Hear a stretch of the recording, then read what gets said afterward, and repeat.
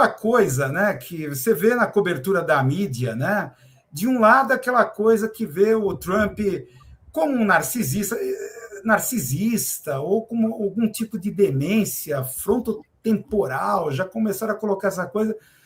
A gente vê que a grande mídia quer restringir, quer simplificar um cenário complexo, na minha opinião, não só geopolítico, mas de transformações na cadeia de produção de valor do capitalismo, reduzir a uma questão simplesmente pessoal. Não, o Trump que é autocrata, em vias de se tornar ditador e etc. Então, eu queria discutir com você, para começar aqui, será que a gente está vendo aí, nesse momento, uma passagem do capitalismo de uma coisa unicamente focada na exploração, tá? Que é aquela questão clássica da mais-valia, etc., para uma fase agora da expropriação, tá?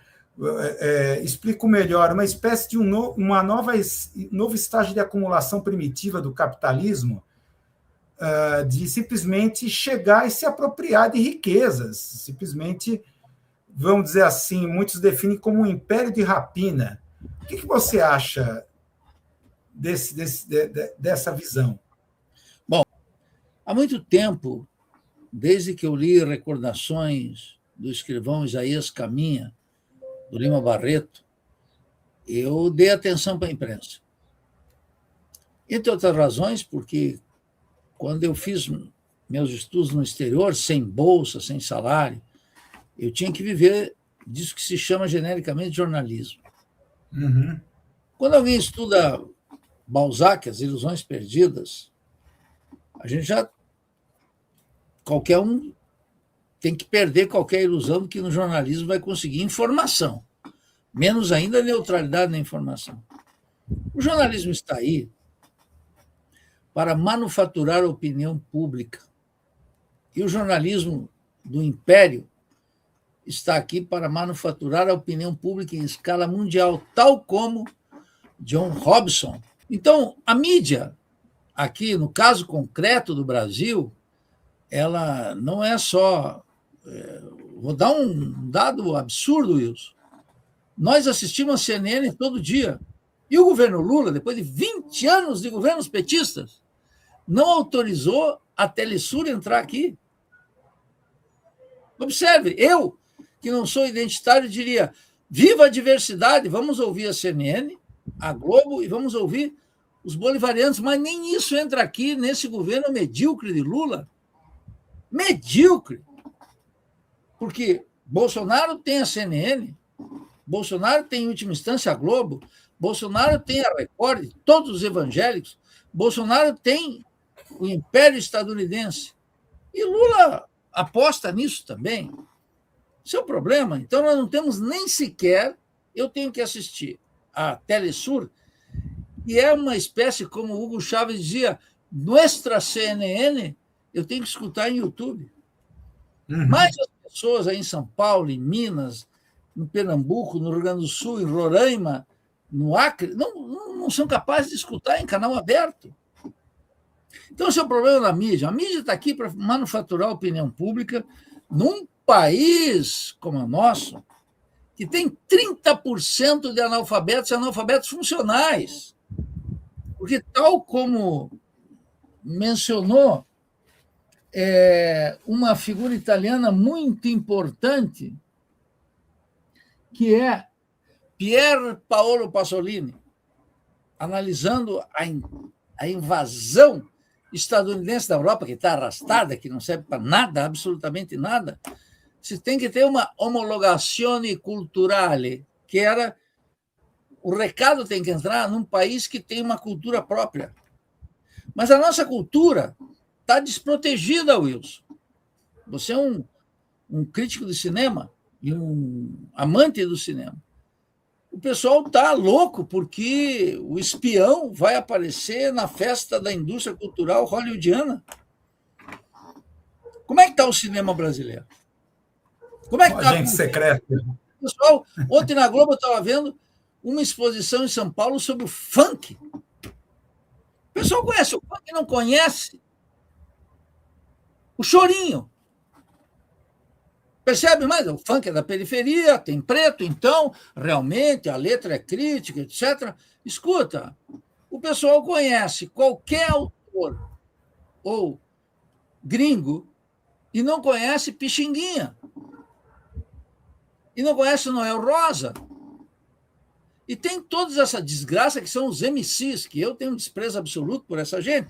Pode ser crítico, etc. Isso está contribuindo para uma cultura alheia. E veja, eu não estou dizendo que proíbam, eu estou dizendo que isso é contra a cultura nacional. E é por isso que isso aparece e frequenta a Globo, frequenta a CNN. Isso não é por inocência ou porque tem talento. Eu vejo muita gente talentosa na cultura, no cinema, nas artes, na literatura, que não frequenta salões. E não frequenta salões porque não corresponde ao padrão identitário dessas promoções que estão aí. Então, a mídia está aqui para manufaturar uma opinião pública, e é um pacote da indústria cultural metropolitana gigantesca. Então, de vez em quando, eu vejo alguém que diz, não, mas eu acordei para a política por causa do funk, por causa do pink, por causa do dunk, por causa não sei do quê. Só que isso não tem a menor importância. Quer dizer, a tua experiência pessoal é parte do processo que tu tem que observar que aqui tem uma cultura brasileira, uma cultura nacional, uma música, um teatro, um cinema, roteiristas, autores, etc., que não entram na indústria cultural. Então, esse é o primeiro aspecto que eu diria que é o papel da mídia. O papel da mídia é consagrar o senso comum, manufaturar uma pública a partir do império. A segunda questão que você menciona aqui, que eu até anotei, é a ideia que o Trump é demente. Bom, vamos agregar aí na lista que Biden também era demente, mas tão demente que, inclusive, teve que ser substituído por Kamala Harris, Miss Kamala Harris. Percebe? Trump era demente, bem, Kamala substituiu Biden, que foi considerado demente, que esquecia textos, parava nas entrevistas. Nos dois casos, Trump no primeiro mandato e Biden, vamos dizer que os dois eram dementes, os dois eram malucos, os dois eram doidos, incendiários, os dois bloquearam Cuba, os dois atuaram contra a Venezuela, os dois atuaram contra o Brasil, a despeito de Lula ir lá fechar um acordo sobre o trabalho com Biden, que não teve eficiência alguma para os trabalhadores estadunidenses, nenhuma, zero, que não está na mão dessas figuras. Então, a ideia de pintar Trump como um outsider, para usar a expressão em inglês, como um louco, como alguém que está aqui para destruir a ordem anterior. Tem gente que fala de uma nova ordem, mas nostálgicos, como se a ordem anterior a Trump fosse boa para nós, os países periféricos, e para o mundo. Não era boa para os Estados Unidos, para a Europa, para a África, para a Ásia, nem para a América Latina. Nunca foi.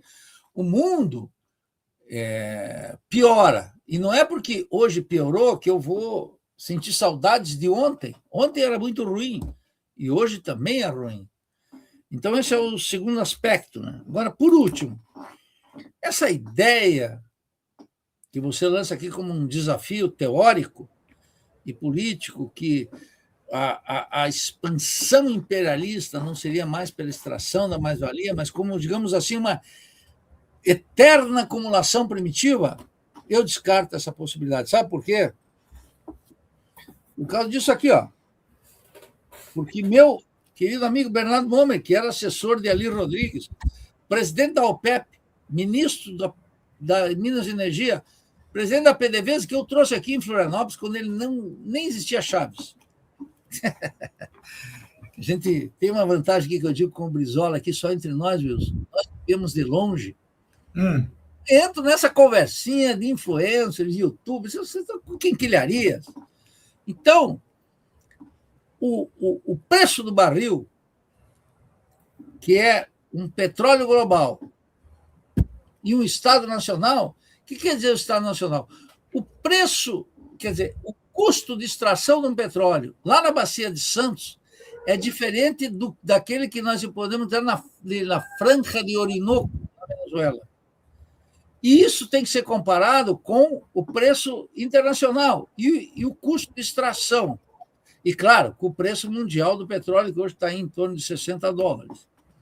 Então, aí está incluída uma renda petroleira, que pode ser maior ou menor, de acordo com as circunstâncias. Tem que ser estudado isso para cada país. Lá no Irã, na Arábia Saudita, no México, na Venezuela, no Brasil, nos Estados Unidos, é diferente. Mas eu não creio que seja assim, que entramos numa época, tal como pensou alguém muito divulgado nas academias, o David Harvey, que seria uma acumulação por expropriação. Não! O imperialismo sempre fez ações típicas, como na Venezuela. O imperialismo roubou metade do território mexicano em 1860, Wilson. Texas, Califórnia, tudo isso foi roubado. São 6 estados da federação que foram expropriados no México.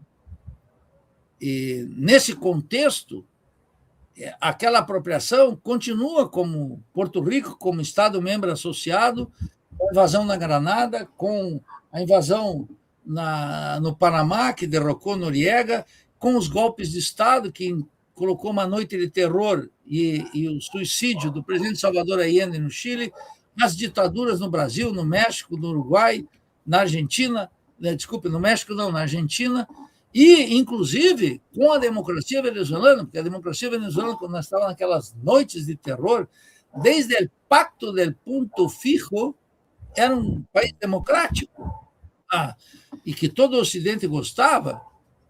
A Venezuela nunca entrou nos últimos 50 anos, mais do que isso, num regime de ditadura. Nunca, nunca.